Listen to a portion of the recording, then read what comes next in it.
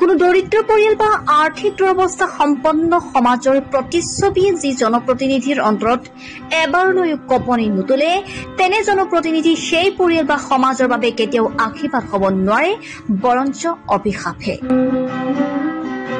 Assam live 7ৰ স্ক্ৰীনত আপোনালোকে দেখিছে আমগুৰিৰ এটা দুৰ্ভগীয়া পৰিয়াল।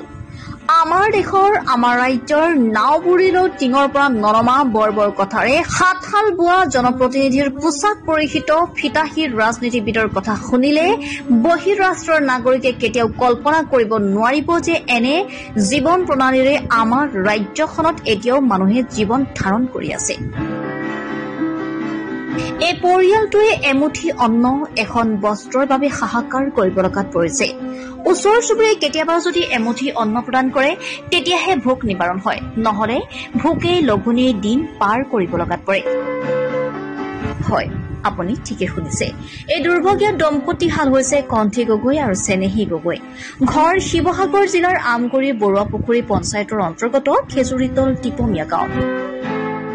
এই দম্পতীহালৰ চৌকা প্ৰায় নজ্বলেই, কাৰণ ৰান্ধিবলৈ নাথাকে একোৱেই সামগ্ৰী। বহু কষ্টৰ মাজেদি জীৱন অতিবাহিত কৰিছে এই দম্পতীহালে। আসাম লাইভ 7ৰ দৰ্শকক আমি দেখুৱাইছো কেনে এটা আৱাসত জীৱনৰ বিয়লি বেলাত সময় অতিবাহিত কৰিছে এই দুৰ্ভগীয়া দম্পতীহালে। ভালকৈ চাওক।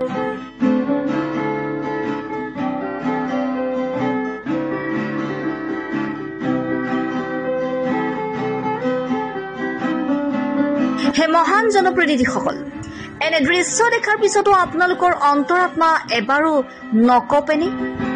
পৰিৱৰ্তনৰ চেতনাই আপোনালোকৰ মগজুত এবাৰো টক্কৰ নামাৰেনে?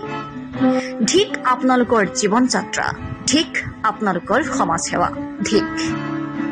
কোনো সদাশয় ব্যক্তি যদি এই দৰিদ্ৰ পৰিয়ালটোক কিছু সহায় আগবঢ়াব বিচাৰে তেনেহলে 8876254003 নম্বৰত ফোন কৰি যোগাযোগ কৰিব পাৰিব।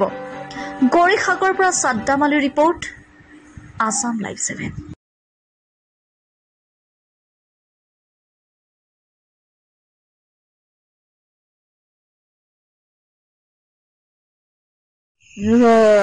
খাবলৈ বৰ অসুবিধা, পানী পৰিছে, শুব পৰা নাই।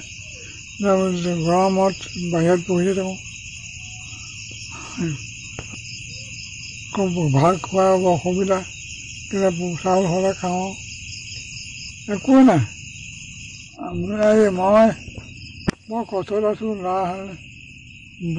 বৰষুণত তিতি খাবলৈ মানে মোৰ ল'ৰাটোৱে মানুহজনীয়ে বহি থাকোঁ। খাবলৈ কেতিয়াবা হয়, কেতিয়াবা নহয়।